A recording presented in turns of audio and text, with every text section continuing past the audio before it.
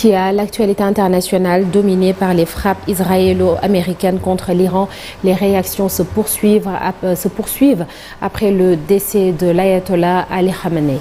Exactement, Sokhna Nata. Cette fois-ci, le bulletin d'information concernant l'actualité internationale fera focus sur la guerre en Iran et parlons cette fois-ci du décès de Ali Khamenei, guide suprême de l'Iran depuis 1989 et qui a été tué ce samedi 28 février à l'âge de 86 ans par une frappe israélienne. Il a dirigé le pays d'une main de fer pendant 36 ans et était devenu une cible d'Israël dans les différents conflits qui opposent les deux pays. Pour le premier ministre israélien Benjamin Netanyahou, les choses étaient claires. Il fallait éliminer l'ayatollah Ali Khamenei pour mettre fin au conflit avec l'Iran. Et cette fois-ci, parlons des pertes en vies humaines ou les explosions qui ont été entendues dimanche soir à Jérusalem et à Téhéran en réplique au bombardement israélien et américain. Le régime iranien a lancé plusieurs missiles dimanche dans la région. L'un d'eux a fait au moins 9 morts et 28 blessés à Beth Shemesh, dans le centre de l'État hébreu, selon les secours. L'armée israélienne a annoncé lundi mener les frappes à grande échelle sur Téhéran. L'agence de presse iranienne Tasnim faisait pour sa part état d'explosion dans la capitale et Israël qui déclare continuer de mener des frappes à grande échelle contre des cibles du régime terroriste iranien à travers Téhéran, a fait savoir l'armée sur Telegram. Et restons toujours sur l'escalade de la guerre entre l'Iran et les puissances, particulièrement les États-Unis et son président Donald Trump qui déclare venger ses soldats tombés dans le champ de bataille. Donald Trump prévoit aussi une opération de 4 semaines au moins contre l'Iran.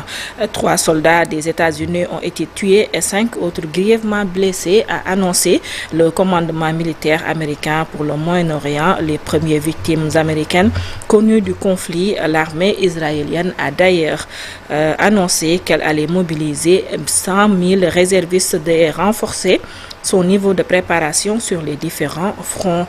Et du côté de l'Afrique, parlons cette fois-ci de la réaction de l'Afrique du Sud après l'attaque lancée par les États-Unis et Israël samedi matin sur l'Iran et le risque d'embrasement dans la région. Comme le continent africain fait également entendre sa voix malgré les liens qui l'unissent avec Téhéran, son partenaire des BRICS, le gouvernement sud-africain a réagi de façon mesurée, appelant tous les acteurs à l'apaisement. Le président de l'Afrique du Sud, Cyril Ramaphosa, a exprimé dans un communiqué sa profonde inquiétude quant à l'escalade des tensions dans la région et appelle à l'image d'autres de ses homologues toutes les parties à faire preuve de la plus grande retenue. Et on termine l'actualité internationale cette fois-ci aux États-Unis par l'auteur du meurtre de 3 personnes à Austin en Texas qui a été identifié. Il s'agit d'un homme nommé Ndiaga Diagne, originaire du Sénégal où il est né. Il a été neutralisé citoyen américain.